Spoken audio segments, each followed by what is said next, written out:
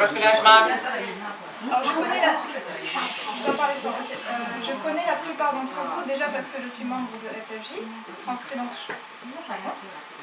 Et j'ai pu parler à certains d'entre vous, c'était un grand plaisir. Je me présente ou je me représente, donc je suis Céline Bonnet. Je vis au Japon depuis un peu plus de 3 ans. Et là maintenant j'enseigne et je fais plein de choses et j'ai fait plein de choses. Donc c'est un peu comme tous les membres ici, on a fait plein de choses, c'est difficile de se présenter. Donc je me présente avec des images, ce sera plus facile pour tout le monde. Et je présente mon projet. Donc ce que j'ai fait, ce que je fais et mon projet. Donc mon projet c'est ça. C'est projet de consultation sur le Japon. J'ai traduit seulement les titres en anglais. Pour ceux qui se serait difficile de tout comprendre en français. Là, bien sûr, je sais ce que vous pensez. Je suis un bébé au Japon parce que ça fait que 3 ans. Donc ça fait presque 3 ans et demi que je suis au Japon. C'est vrai, oui, selon les gens, ça peut être 0 expérience ou ça peut être beaucoup d'expérience, selon ce qu'on y fait. Je vais d'abord montrer, donc, le projet c'est ça, aux États-Unis. Parce que là, je vis aux États-Unis, mais je déménage. Là, je vis au Japon, mais je déménage à Stanford dans 6 mois, dans 8 mois ou en mars prochain. Je ne sais pas encore. Et j'aimerais utiliser toute l'expérience, toutes les connaissances que j'ai accumulées dans le métier que je vais trouver là-bas. Parce que je veux vraiment garder cette expérience. Le Japon va me manquer, les Japonais, les gens que j'ai rencontrés. Et je veux vraiment utiliser ça. La Silicon Valley, je sais ce que vous pensez, c'est quoi? C'est Facebook, c'est Google. Donc quel est le rapport? J'ai cherché, et si vous avez des idées, bien sûr, je vous écoute. Donc d'abord, pour me présenter ce que j'ai fait au Japon, donc je suis un peu hyperactive, donc j'ai fait beaucoup de choses. Même si mon mari travaille, j'ai quand même voulu travailler dès le début, même si ce n'était pas ma spécialité. Donc j'ai enseigné l'anglais à des mamies, dans ma ville, et j'ai appris plein de choses avec elles, notamment sur des témoignages sur la guerre, leur vie maintenant, enfin, c'est passionnant. Modèle, un peu. Je ne dis pas que je suis modèle, mais bon, c'est juste des extras. Comment dire en français? La figuration, ouais. Ça, vous avez peut-être vu, c'est un grand génie clos. Je passais une dizaine de secondes. Là, c'est du théâtre, donc en japonais. Là aussi, c'est un grand défi. Et à droite, c'est 6 mois de travail dans un restaurant où j'étais la seule étrangère. Donc, il fallait aussi que je comprenne le japonais, je parle en japonais. Donc ça, c'était surtout au début. Ce que je fais maintenant, j'enseigne l'histoire de l'art en français pour des japonais. J'enseigne l'histoire de l'art en français pour des japonais. Donc, c'est assez exceptionnel, j'adore ce que je fais. Je le fais à l'Institut français et en freelance. Donc d'abord à l'Institut français du Japon à Tokyo, Nichifutsu Gakuen. Maintenant en katakana Institut français. Je ne sais pas si vous comprenez Institut français, mais je préfère dire Nichifutsu Gakuen. Donc cours d'histoire de l'art en français, 3 cours, impressionnisme, musée de France, architecture et civilisation, et on visite les musées, l'architecture à Tokyo, il y a de quoi faire. Des ateliers de bijoux depuis quelques mois, puisque je fais aussi des bijoux depuis 10 ans que je vendais en France et maintenant un peu au Japon. D'ailleurs, il y a un petit projet qui se fait donc avec Julie et Fanny. Je vais présenter mes bijoux à Géogawa. Il faudra communiquer plus tard. Non, tu savais pas. Communiquer. Oui, donc désolé. On en parlera un petit peu. Oui, on en parlera. C'est un secret. C'est une idée, mais c'est vraiment le petit projet. Voilà mes élèves. Et en freelance aussi, cours particulier de français. Alors ça peut être très banal, mais je m'implique vraiment beaucoup parce que c'est en général des gens qui ont un très bon niveau de français et avec qui je parle de la culture, de problèmes sociaux, de la société, aussi des passions, des loisirs, de tout. Aussi bien des sujets sensibles que des sujets superficiels dans les cafés. Donc ça c'est... Et enfin, voilà, j'aime beaucoup mes élèves, parler avec eux. Rédaction interview. Donc j'ai fait la rédaction en chef d'un petit magazine qui est célèbre seulement dans ma région, Bordeaux en France. Mais c'était sur le Japon. Rédaction d'articles sur mon blog éclectique, donc j'ai publié dans les 2 derniers, merci FFJ. Et interview et article avec donc Sébastien Lebel que vous venez de voir. Donc là je l'ai aidé pour interviewer en japonais Emi, une jeune Emi qui a un style très, très spécial qui mélange le style traditionnel et contemporain, un peu de tout. Et les ateliers de bijoux, donc pour l'instant j'en ai fait qu'un à l'atelier de Eric, l'atelier Hako, que vous avez vu, à Michel Dufourbeau. Un peu de social media management, c'est-à-dire que j'anime un peu les groupes Bordeaux-Japon que j'ai créés en France pour les rencontres entre français, francophones, japonais et le groupe Facebook éclectique. Donc c'est moi qui mets les passages d'articles du magazine 1 à 2 fois par semaine. Si vous voyez, vous pouvez donner votre avis. S'il vous plaît. S'il vous plaît. Pour qu'on connaisse un peu nos lecteurs, notre lectorat, même proposer des rencontres, des projets, des avis. On aimerait que ça soit plus le groupe éclectique de la revue, on aimerait que ça soit plus un milieu d'échange, hein, un milieu de dialogue, si vous voulez. Et donc on en vient au projet. La Californie, San Francisco à gauche, Saitama à droite. Oui, je suis de Saitama, enfin je suis de Saitama, j'habite à Saitama. Et donc, en fait, on peut résumer ces métiers, englober ces métiers dans des noms qui s'appellent Cross-Cultural Management Consultant ou en français consultante négociatrice interculturelle. C'est des métiers qui montent de plus en plus. Et en fait, il n'y a pas de parcours spécifique, les gens qui font ça, ce sont des gens qui accumulent de l'expérience et puis qui réfléchissent, bien sûr, hein, c'est pas facile, je pense. Donc sur quoi je veux communiquer, donc qui sont les Japonais qu'on a tendance à penser comme des entrées différentes, des extraterrestres. Que pensent-ils, qui sont-ils, leur goût, leur éducation, leur place dans la société, parce que de toute façon, en tant qu'occidental qui va dans un pays occidental individualiste qui est les États-Unis, la Californie, j'aurai toujours de quoi apprendre à des gens qui ne connaissent pas le Japon ou qui ne connaissent pas les Asiatiques ou les différences entre les cultures asiatiques. Que pense-t-il? La culture, identité, histoire, politique, donc très global, ça vous avez déjà entendu, vous connaissez ce discours. Diplomatie, les sujets sensibles, il y en a beaucoup. Donc c'est important à savoir aussi, je pense, à connaître. Vous verrez pourquoi.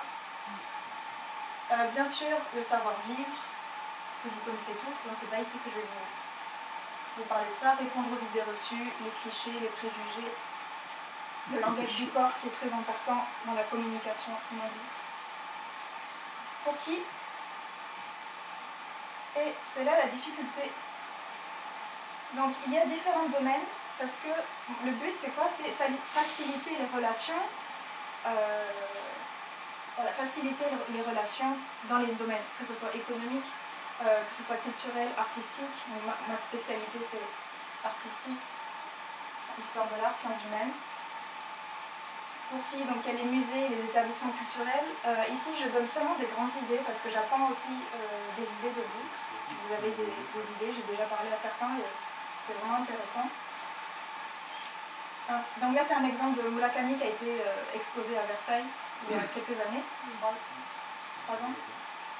Informer sur les différentes sensibilités pour faciliter les échanges interculturels. Adapter une marque américaine au goût japonais. Ici, le bon exemple, c'est Starbucks, parce que Starbucks s'adapte au quartier, à l'identité des quartiers au Japon, ou même dans Tokyo, il y a différentes architectures. Donc ça, c'est adapté vraiment à l'environnement. Elle est précise ta photo. À Toyama? Ah mince, je voulais pas qu'on me pose cette question, j'ai pas eu le temps de vérifier. Je pense que c'est à Toyama. Toyama? J'ai l'impression, c'est pour ça que je te pose la question. Peu importe. Et il y en a un nouveau aussi qui s'adapte à l'architecture traditionnelle à Iidabashi. Bien réussi aussi. C'est le Starbucks Miss Van der Rohe. Celui-là? Et Van der Rohe. Ça serait bien. Les services communication et culture, donc dans les entreprises, dans les ambassades, ONG, etc.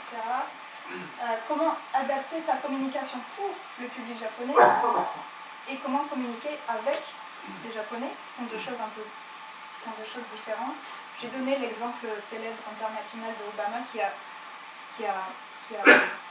a trouvé en fait un juste milieu, comment imposer à la fois ses critères et s'adapter aux critères de l'empereur en se penchant à son niveau, parce qu'en plus il est grand.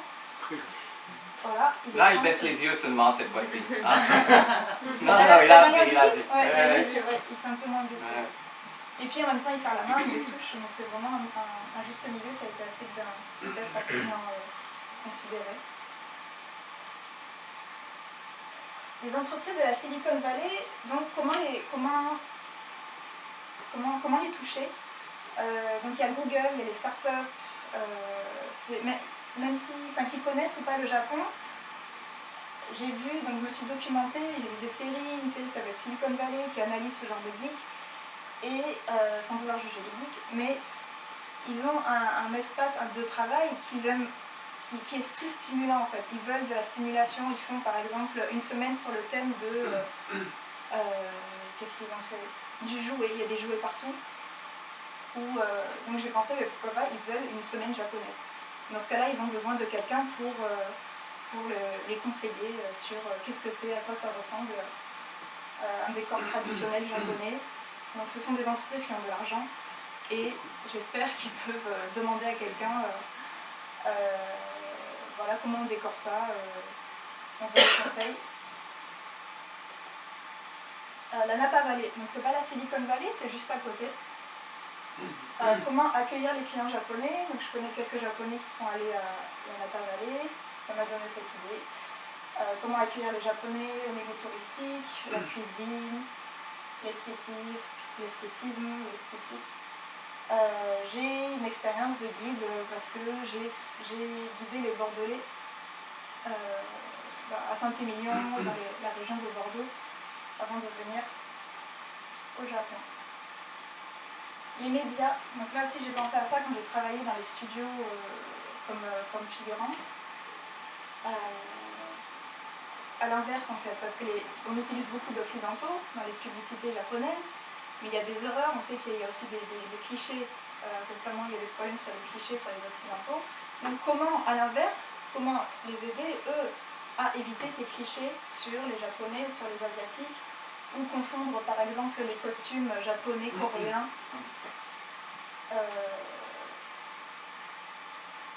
Ouais, donc en fait, s'ils ont besoin de consultations sur un décor ou des costumes, ou quelque chose, une apparence, et ils ne savent pas si c'est japonais, ou si c'est thaïlandais, ou chinois.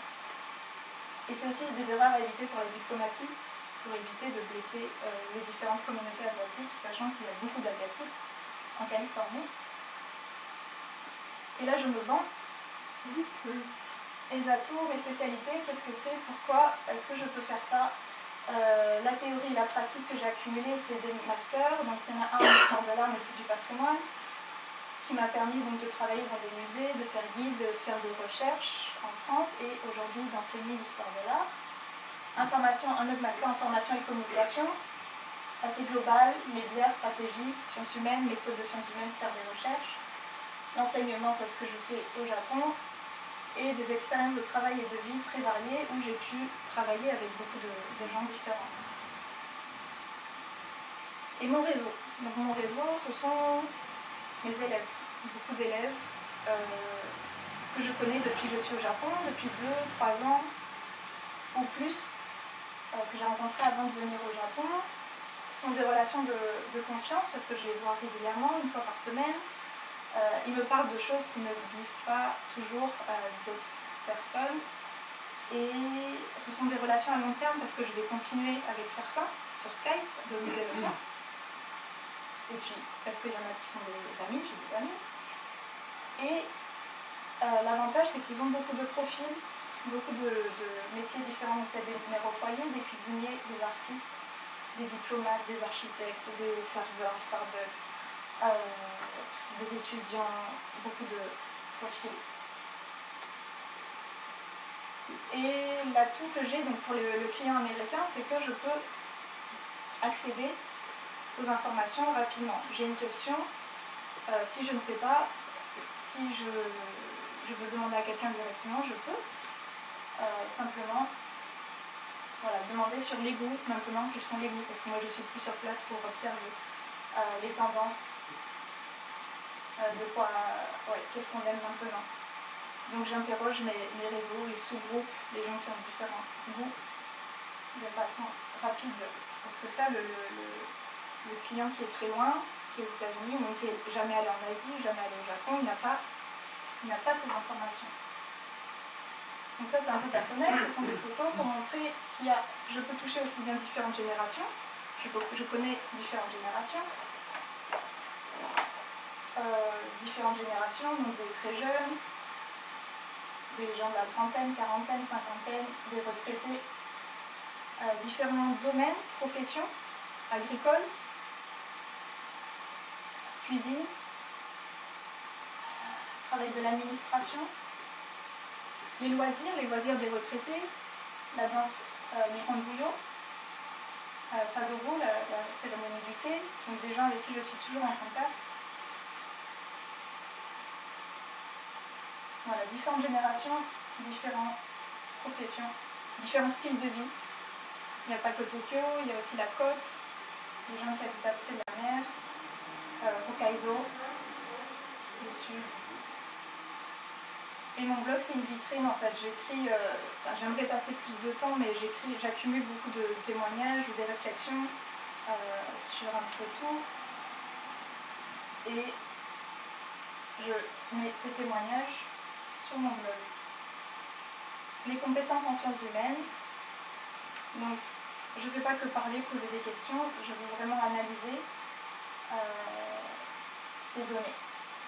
Avec des références, donc, comme je te demandais, des références, beaucoup de références littéraires, historiques, sociologiques, des auteurs qui m'apprennent beaucoup sur le Japon, selon les méthodes des sciences humaines, vous connaissez peut-être, un mélange d'approches quantitatives, qualitatives, des chiffres et beaucoup de références, notamment littéraires ou sociologiques. Mon atout, c'est aussi les lacunes de l'entreprise américaine, qui sont le manque de temps, d'informations. Comme je vous disais, ils ont un réseau j'ai un réseau qu'ils n'ont pas. Désir d'efficacité rapide et l'ignorance plus ou moins, pas seulement les Américains, mais l'ignorance plus ou moins des cultures asiatiques. Donc j'ai pris cet exemple. À gauche, le dragon, c'est plutôt chinois, le sumo, c'est japonais, et ce n'est pas pareil. Quel partenaire, là, je pense à vous, professionnels, donc qui peuvent m'aider, parce que moi je ne suis pas traductrice, je ne suis pas interprète, et ça c'est quand même, même si je connais le japonais, c'est quand même un gros besoin, traduction, interprétariat. Donc ça c'est à développer, artiste, donc vidéaste, photographe, et autres entrepreneurs. Et après il y a d'autres exemples, peut-être que vous connaissez déjà Japan Intercultural Consultant, c'est un réseau de consultants sur le Japon, mais plutôt le côté économique, comment travailler. Et ça, moi, je peux pas apporter ça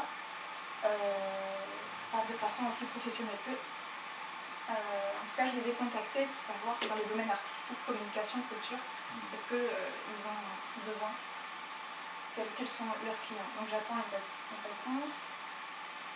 Et donc c'est un réseau qui la fondatrice est à la Silicon Valley. Donc c'est peut-être une chance. Et puis les autres sont dans les autres continents. Et gestion des risques interculturels, ça c'est un monsieur, en fait, un manager interculturel. Il fait un blog et il fait plein d'articles très intéressants. Très bien. Oui.